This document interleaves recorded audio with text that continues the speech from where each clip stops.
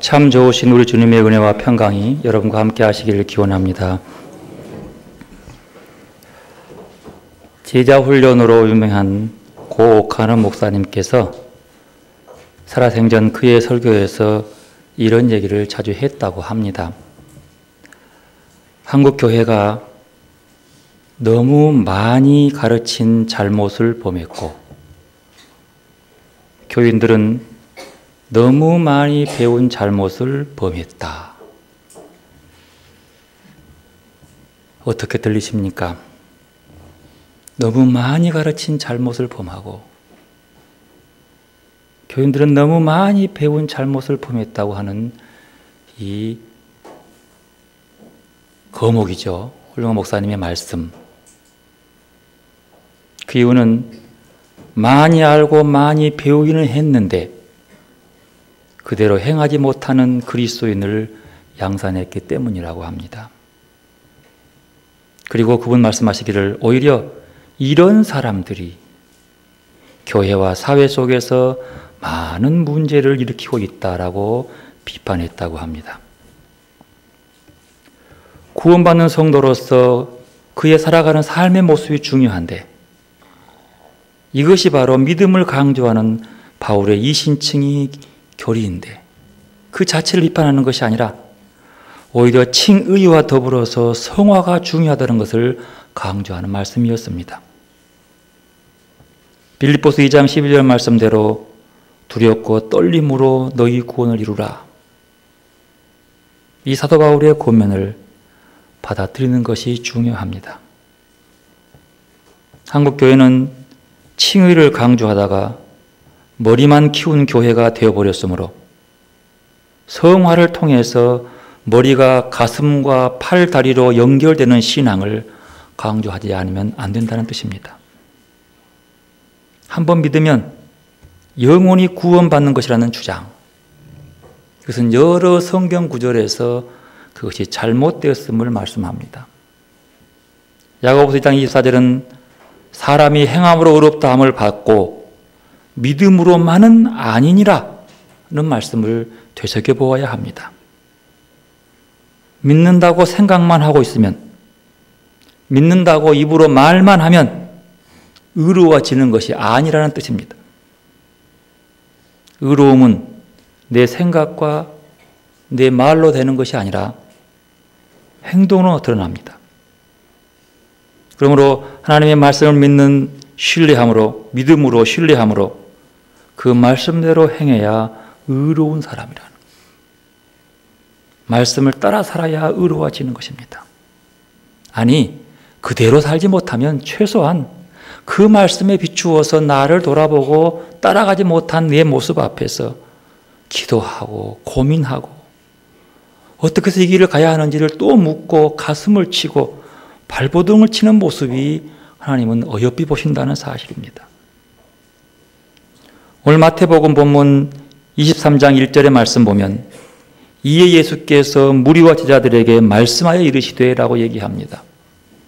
여기서 이에라는 말을 눈여겨보아야 합니다. 그래서 이에라고 하는 말은 그 앞에 나오는 얘기를 이어서 하는 얘기예요.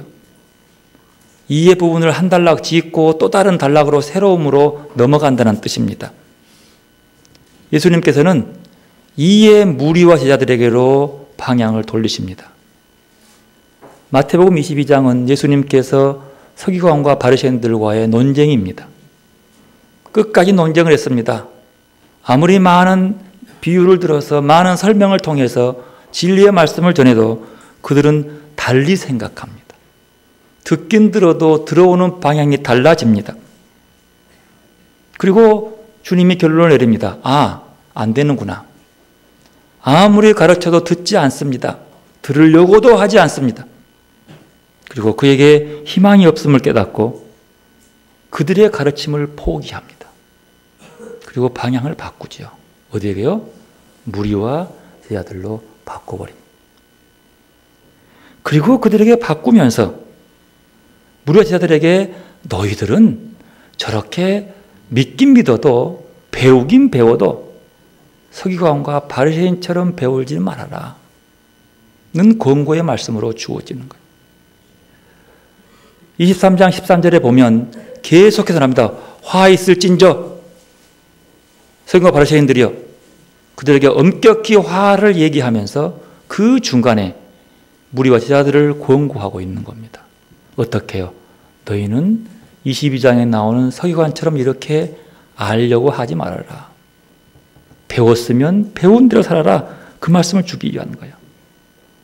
그러면서 덧붙이기를 서기관과 바리새인들이 모세의 자리에 앉았으니라고 2절에 말씀합니다. 모세의 자리에 앉았다 하는 그 말은 그들의 가르침의 권위를 인정해 주었다는 뜻입니다. 즉 서기관과 바리새인들은 하나님의 말씀을 읽고 해석하고 가르치는 권위를 인정받았습니다. 그래서 그들이 해석을 옳다고 그들이 읽는 것을 맞다고 인정해 주는 것은 뜻입니다. 모세의 자리에 앉는다는 것은 모세의 율법을 가르치는 권위가 그들에게 있다는 뜻이에요. 따라서 율법의 강론을 위해서 이 자리에 앉은 서기관과 바리새인들, 그 사람들은 모세의 권위가 자기에게 전수되었다는 사실을 스스로 자부하고 있었습니다. 이스라엘 유대인들 회당에 들어가서 보면 언제나 유대인의 공동체 속에는 돌로 만든 의자가 있습니다. 그 의자는 회당의 앞부분에 있고 또 한 곳에는 성문을 막 들어가면 성안 넓은 광장에 있습니다. 보통 이스라엘 성문은 첫 번째 성문을 들어가면 넓은 광장에 나오는데 그 광장은 주로 시장이 열렸습니다. 그래서 드나든 사람이 교역 활동을 했고요. 장사꾼들이 와서 거기서 팔고 돌아가야 돼요. 성 안으로 못 들어와요. 그리고 사람들이 많이 모이는 곳이기 때문에 그곳에서 재판을 열었습니다. 공개 재판이야. 자, 이거 보십시오. 판단을 요구합니다. 그리고 그 자리에 모여서 가르침도 합니다. 근데 꼭 그 자리에 높은 돌로 만든 의자가 있는데 그 의자가 모세의 자리였습니다. 무슨 말인가 하니 모세의 율법으로 너희들을 판단한다는 뜻이에요. 그게 모세의 자리예요. 저도 이제 고라신이라는 마을에 가서 봐봤는데 그 자리가 굉장히 높아요. 돌로 잘 다듬어져 있어요. 그 밑에 히브리 말로 모세의 자리라고 기록되어 있습니다. 아, 이 자리구나. 그 자리에 올라가서 율법적으로 판단하고 누가 옳고 그름을 얘기하고 또 말씀대로 살아가는 방법들을 가르치는 그 자리였습니다. 그 자리에 앉을 수 있는 사람은 많지 않았는데 대표적으로 서기관과 바리새인 중에서 앉아서 가르쳤습니다. 이렇게 스스로 그 법적 계승자라는 자부심 때문에 그 그릇된 권위의식을 예수님은 비판합니다. 3절 말씀. 그러므로 무엇이든지 그들이 말하는 바는 행하고 지키되 그들이 하는 행위는 본받지 말라. 당부하십니다. 그들이 말하는 바가 뭡니까? 본디 하나님의 말씀이에요. 그들이 말하는 건 율법 말씀이니까 그냥 그 말씀은 지켜라. 하지만 그 말씀을 얘기하면서 그 사람이 살아가는 그 방법은 본받지 말아라. 그런 뜻입니다. 이 말씀은 바리새인들의 가르침이 옳다는 것이 아니라 그들이 언행일치를 하지 않는다는 점을 비판하고 있는 겁니다.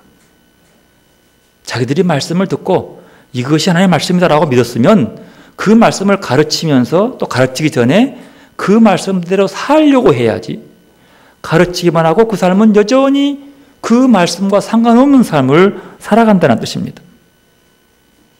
즉 말하면 가르침대로 살지 못한 언행의 불일치, 말씀으로 자기를 돌아보지 못하고 늘 말씀으로 남을 돌아보지요. 이렇게 많이 배운 사람들은요, 그 배움의 가르침을 자기의 삶에 적용치 못한 사람은 언제나 남을 바라봅니다. 자기의 지식으로 남의 행동 하나는 잘 판단하고 평가하면서 자기는 보지 못해요. 자기는 그 사람보다 더 이상한 삶을 살아가면서 비정상적인 삶을 살아가면서도 자기는 그럴수록 남의 잘못을 더 많이 들춰내고 얘기하면서 자기는 감추죠. 누군가가 자기에게 너는 그런 잘못이 있다고 얘기하면 여러 가지 말로 얘기하면서 너는 죄 없냐? 라고 얘기합니다. 똑같아요. 예수님이 그들을 보고 이 외식하는 자들아, 너희의 그 형식만 보이지 말고 네 속에 진심을 보여라 라고 얘기하면, 야, 너가 아버지가 누구야? 얘기하면서 네 출생이 뭔데? 대부분 다 뭐예요? 자기는 가리면서 남 얘기하고 있는 거예요. 지금도 마찬가지죠. 자기 죄를 감추기 위해서 남의 죄를 크게 들이대는 사람, 그들이 이 당시에 바리새인 쪽 계열들이었습니다. 최소한 그 가르침 속에서 자기를 돌아보고 고민하고 뉘우치는 것이 없었다는 것이죠. 그리스도인은 살아서 예수님의 마음을 닮아가며 하나님 나라의 이상을 두고 살아가는 사람들입니다. 그래서 사소한 세속적 가치관에 흔들리지 않고 권력과 재물에 우리의 영혼을 팔지 않습니다. 그러나 불행하게도 이 신앙의 길에도 허영과 교만이라고 하는 악마의 함정이 있음을 부인할 수 없습니다. 이른바 종교적 허영심, 신앙적 교만이 이것들입니다.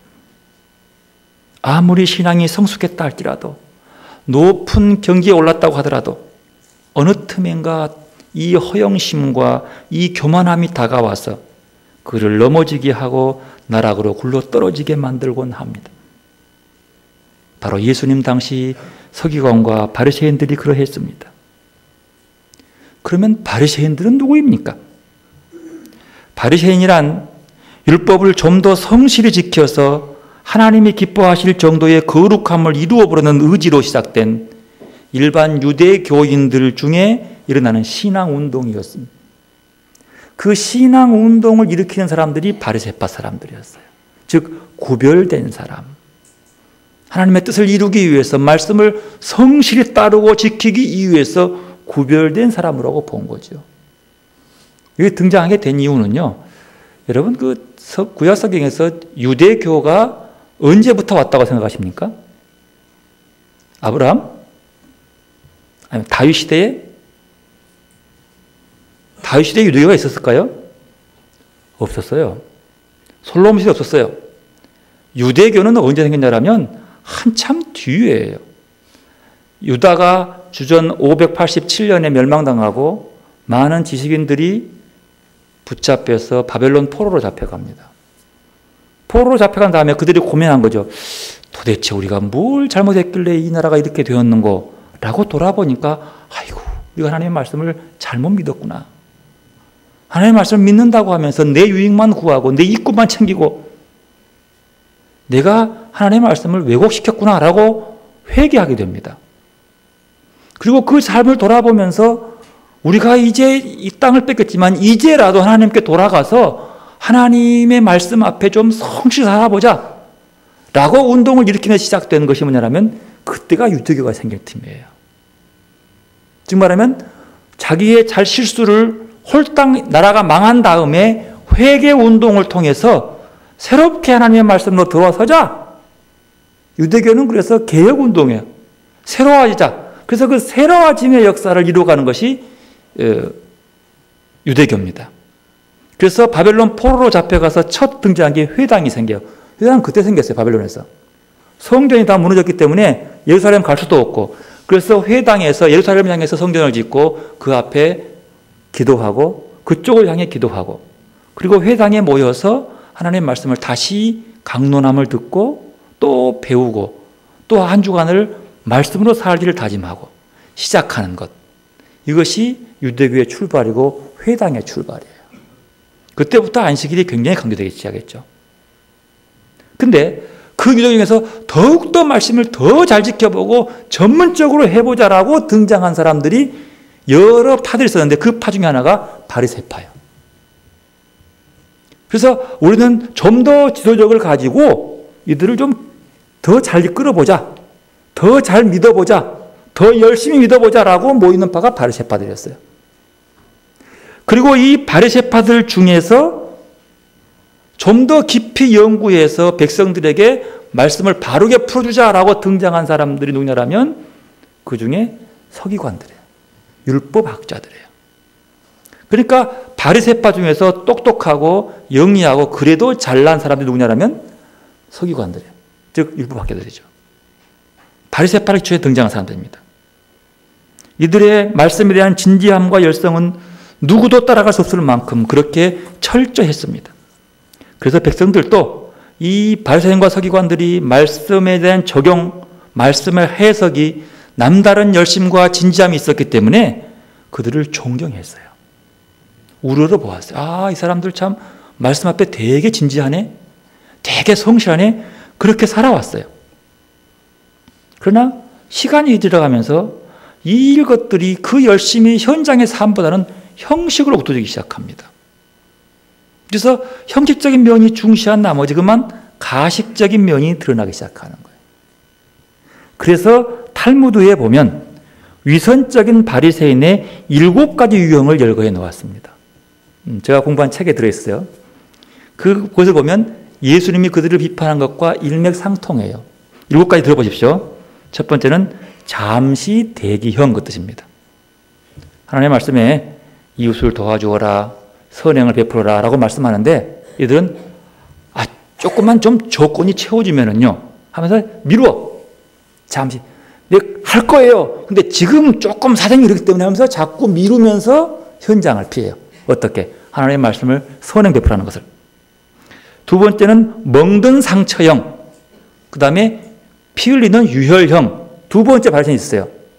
이들은 누구냐 그러면 길을 가다가 여자의 유혹을 피하기 위해서 여자를 피해 가다가 그만 벽에 딱 확 부딪혀가지고 이마에 멍이 든다랄지, 심지어는 너무 심해서 피가 난다랄지, 즉 말하면 이걸 피하다가 슬슬 도망가다가 그만 쾅 하고 전봇대에 박치는 사람들, 그 사람들을 멍든 상처형 바리새인의 위선행위.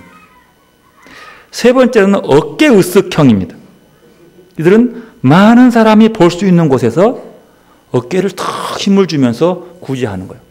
보라고 내가 이렇게 내가 일주일에 금식 2번 하고 가난한데 이렇게 도와주었다 라고 하면서 자꾸 방송부 카메라만 오면 더 열심히 하는 그런 사람들. 이것들을 어깨 으쓱형 바리새인들. 막 그냥 우리 교회가 막 이렇게 많이 했다고 하면서 크게 막 신문에 내고 하는 사람들. 곱사등형. 곱사는 어떡하죠? 허리가 이렇게 굽어 있죠. 곱사등형 바리새인의 가식적인 모습이에요. 즉 말하면 거짓으로 겸손한 채 하면서 허리를 깍듯이 굽히는 사람들. 속은 아닌데 굽히는 사람. 꼭 우리 국회의원과 비슷해요. 굽신거리면서 속은 온갖 은큼함이 다 있는 사람들. 계산형.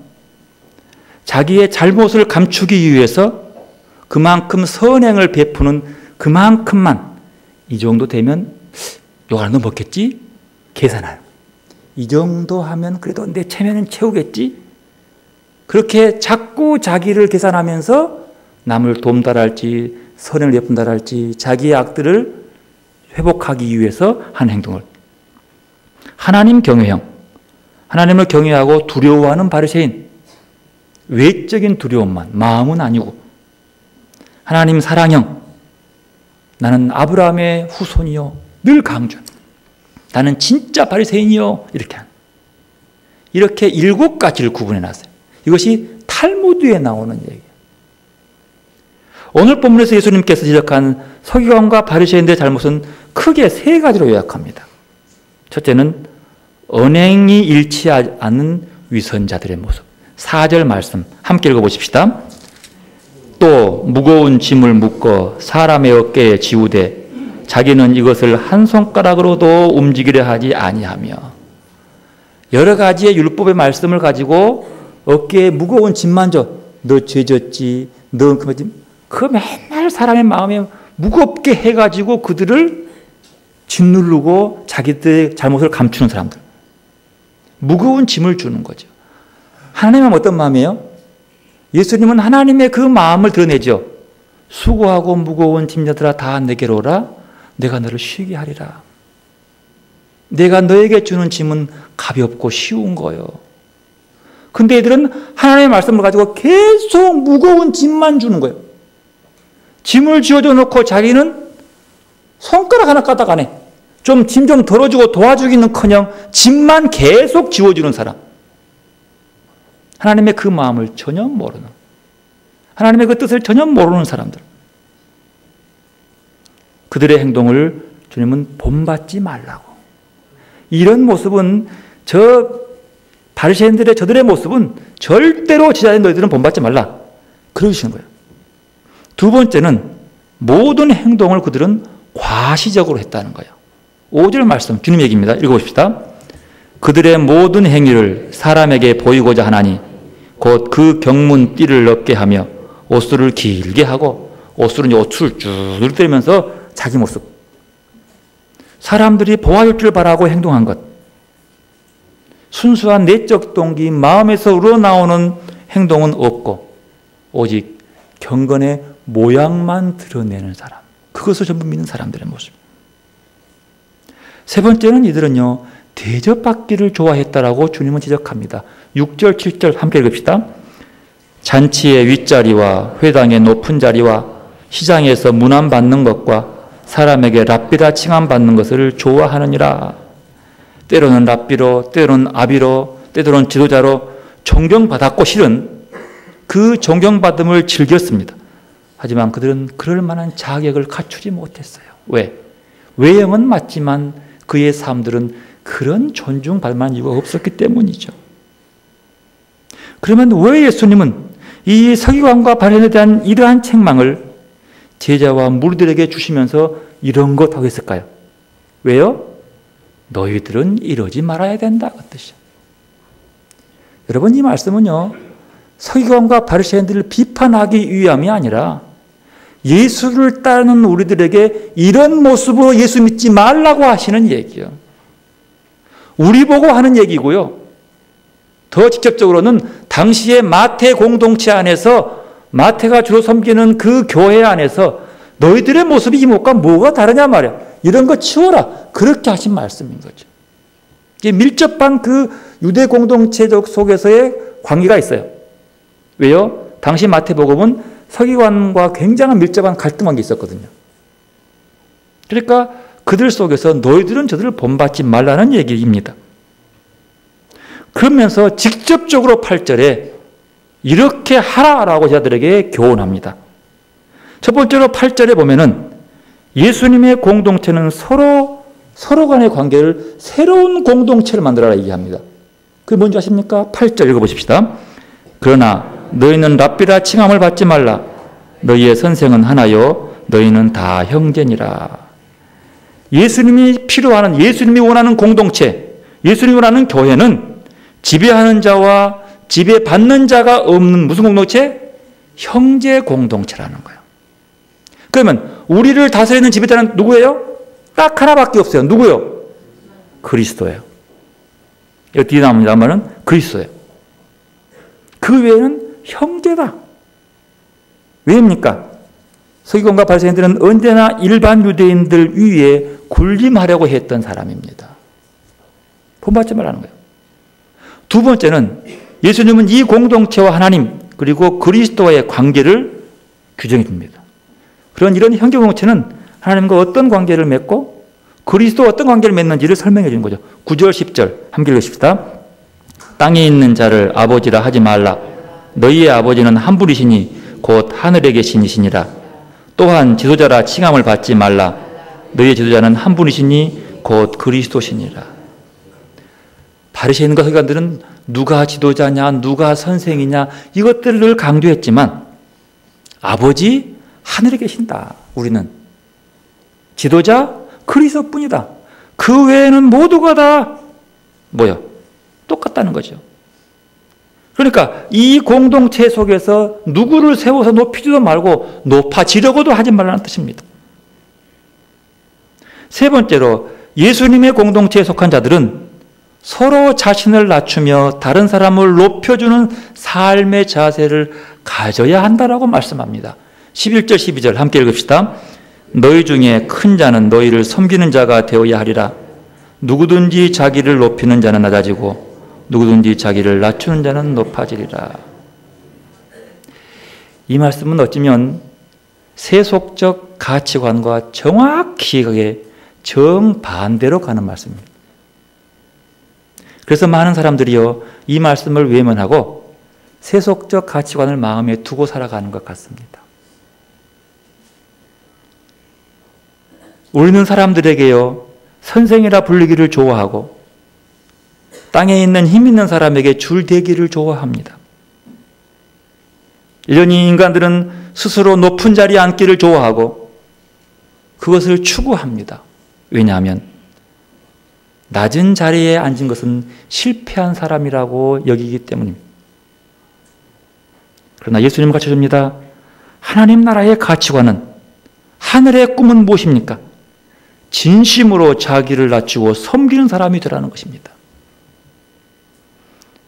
교회에서 지도자가 누굽니까? 높은 자가 누굽니까? 10절 나오죠. 뭐라고요? 너희를 섬기는 자가. 남보다 더 많이, 남보다 더 깊게 섬기는 자가 그 공동체에서 큰 자라고 말씀하고 있습니다. 마또 에스라라는 교부가 있는데 그분이 이런 말씀을 했다고 합니다. 사람이 하나님에게로 가까이 다가가면 갈수록 그만큼 더 자신이 죄인임을 알게 됩니다. 이사야 예언자는 주님을 배우면서도 자신을 불쌍하고 순결치 못한 자라고 고백했습니다. 사람들은 하나님에게 다가갈수록 내가 높아질 것을 기대합니다. 그러나 이사야 선지자는 주님을 배우는 그 순간 자신이 죄인인 것을 보게 되었습니다. 이것이 정상이고 성경적이고 하나님 앞에 선 나의 참 모습입니다. 우리는 예수님을 중심으로 모인 공동체입니다. 예수 공동체의 식구들입니다. 그러므로 이 공동체를 유지하기 위해서는 우리들이 배워서 몸에 익혀야 하는 것들이 바로 이런 것들입니다. 공동체를 파괴하는 지식인들이라고 하는 저 서기관들과 바리새인들의 살아가는 방식을 본받지 말고 더욱 깨어서 그리스도가 우리를 위해 살아갔던 삶과 가르쳐주는 말씀을 바르게 적용하고 살아가야 한다는 말씀인 겁니다. 그러면 한국 교회 상황은 어떠합니까? 돌아보십시다. 한국 교회의 위상과 편파는 어떠합니까?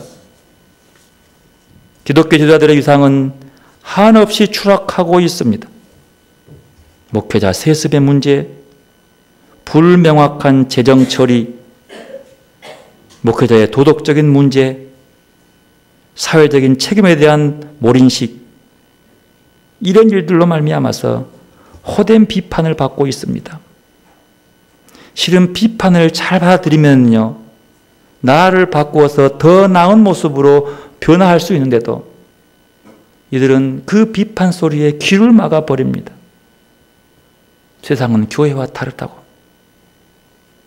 심지어 하나님의 말씀으로 현 상황을 비판하고 있는데도 불구하고 그 말씀을 아전인숙적으로 해석해서 자기화시키는 경우들이 많습니다.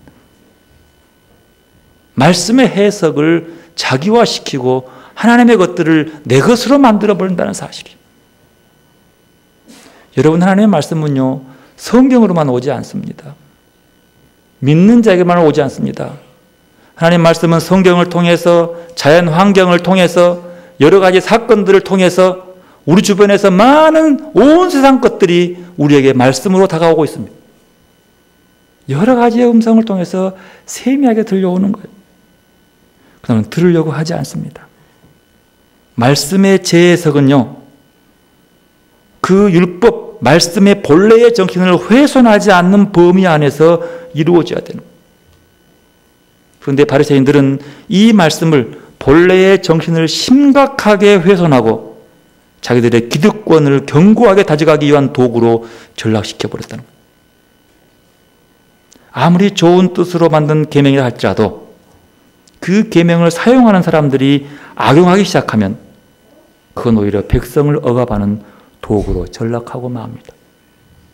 예수님이 이걸 보신 거예요. 당시 율법학자들은, 유대교 지도자들은 그런 하나님의 마음을 읽지 못하고 과거의 관행만 고집하며 그 마음이 완고해져 있고 자신의 기득권을 지키기에 급급한 종교 지도자들이었습니다. 이들의 말씀을 해석이 온전해지겠냐고 하는 거죠. 오히려 그들은 무거운 말씀의 조항들을 가지고, 해석을 가지고 백성들을 더 많이 짓누르고 억압시켰다는 사실입니다. 교회란 어떤 곳입니까?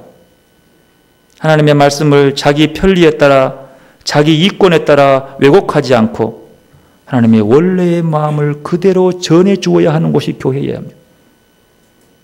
하나님 아버지의 감수성으로 이 시대를 읽어내면서 하나님의 심정으로 사람을 위해 존재하는 곳, 그곳이 교회여야 하는 거죠.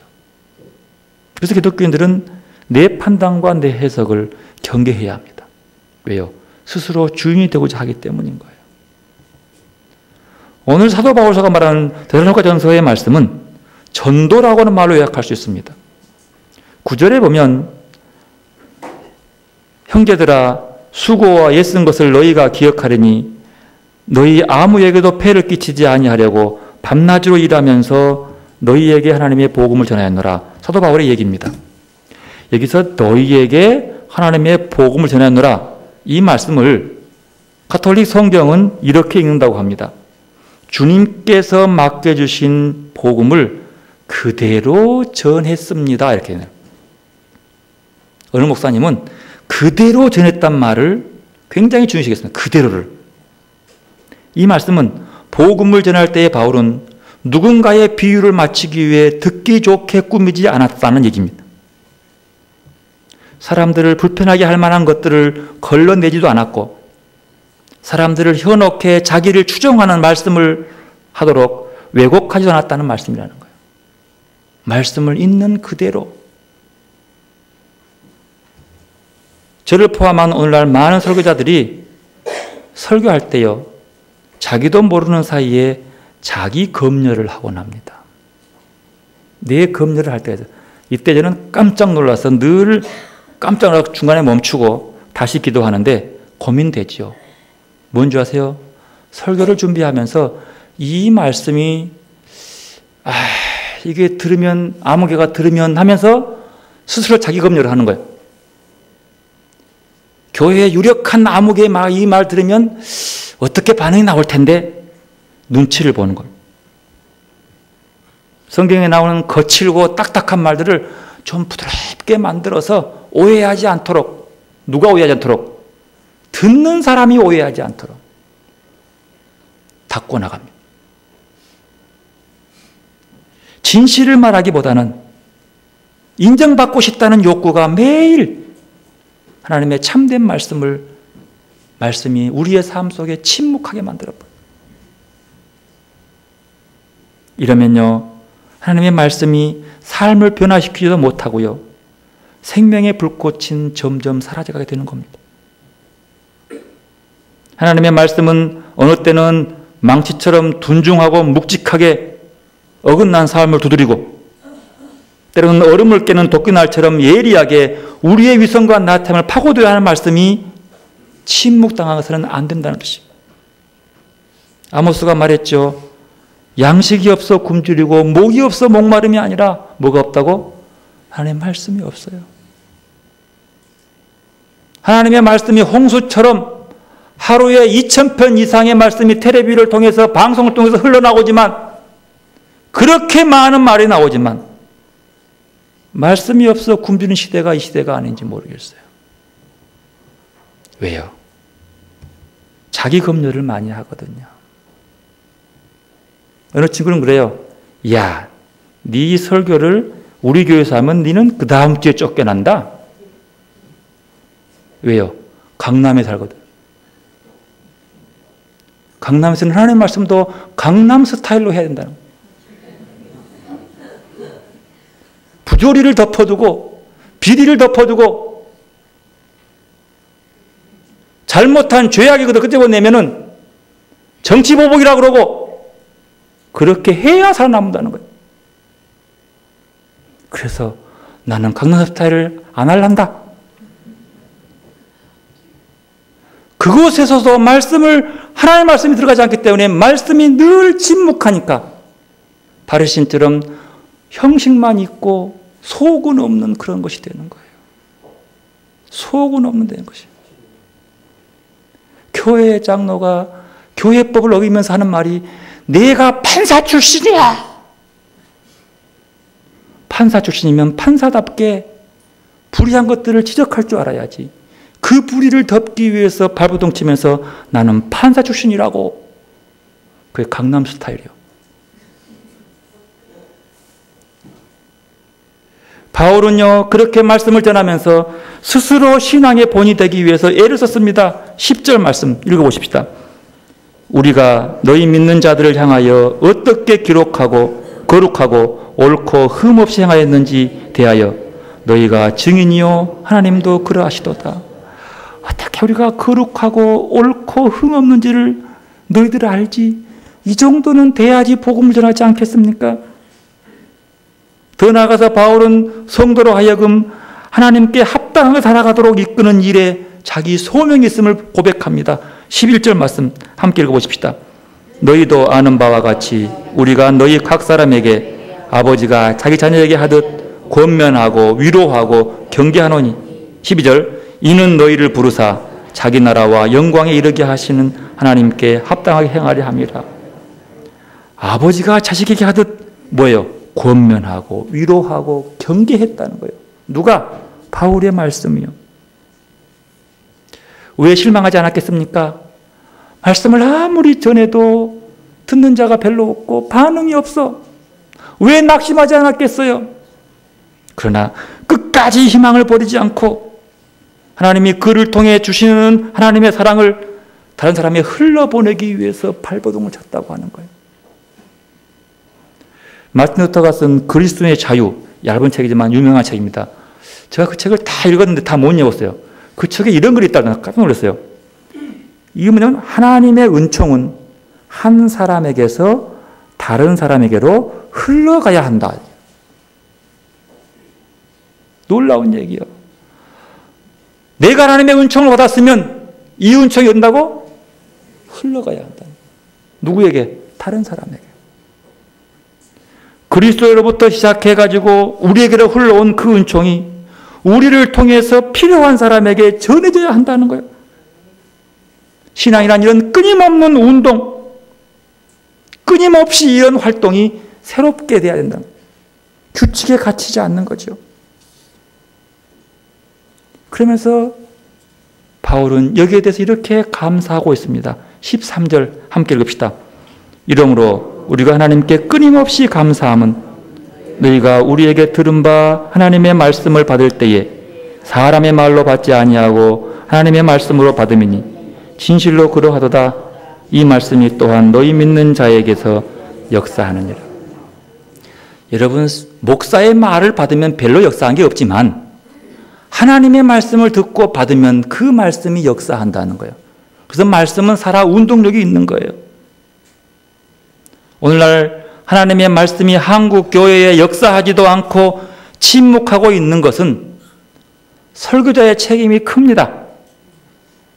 하지만 하나님의 말씀을 삶의 기준으로 받아들이려고 하지 않는 설교를 듣는 자들의 책임도 큽니다.